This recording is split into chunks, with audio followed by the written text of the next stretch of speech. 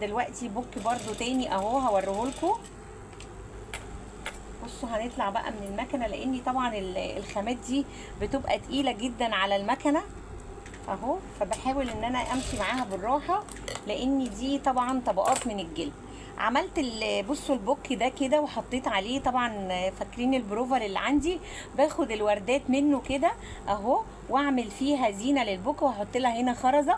بصوا شكل البوك ما عملت له سوسته، بس مش كل الناس بتحب البوكات اللي هي فيها سوسته، فهنحاول ان احنا نخلي بالكباسين ولزقه الكوتشي والحاجات دي كده.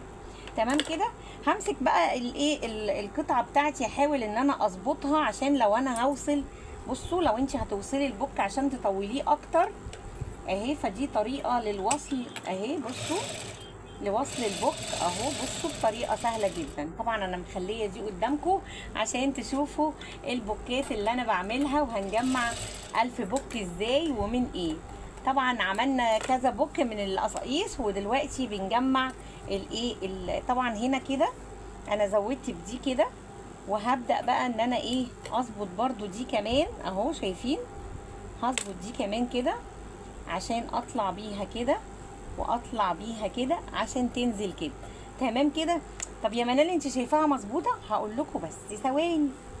انا لو جيت خيطت كده اهو، بصوا لو جيت خيطت كده، المنال دي مش مظبوطه خالص. ايوه عارفه والله اهو. بصوا هطلع القماشه بتاعتي اللي هي الجلده بقى اهو، اللي هنعملها بوك. بصوا اهي قفلتها. طيب هاجي بقى هنا برضو نفس الوضع، هقفل برضو البوك بتاعنا من هنا، بس المهم ان يكون ايه مظبوط. تمام كده. طب ماشي اهو، واطلع بقى بالبوك بتاعنا اهو، واشيل بقى كل الحتت اللي مش مظبوط. شايفين طبقات البوك بتتعمل ازاي اهي؟ طبقه 2 لا مش مفتوحين. طب هنفتحهم اهو، هفتحهم بصوا بطريقه اسهل من السهوله. وطبعا نظرا لانه جلد مش محتاجه ان انا اتني حاجه. بصوا ادي بوك طبقه 2 3 4. طب هنا مش مظبوطه، انت جايبه قصاقيس وبتعملي لنا بوك. ايوه هوريكم بقى القصاقيس دي. انا شفت واحد في السوق قاعد بطبقات الجلد دي ومفيش حد بيشتري منه، شبه نايم.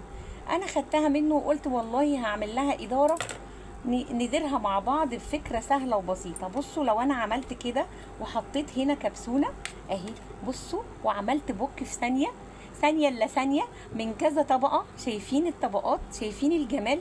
حلو جدا. اتمنى افكاري تعجبكم وتجربوها، واشوفكم بخير في الفيديو القادم. الى اللقاء، باي باي، سلام عليكم.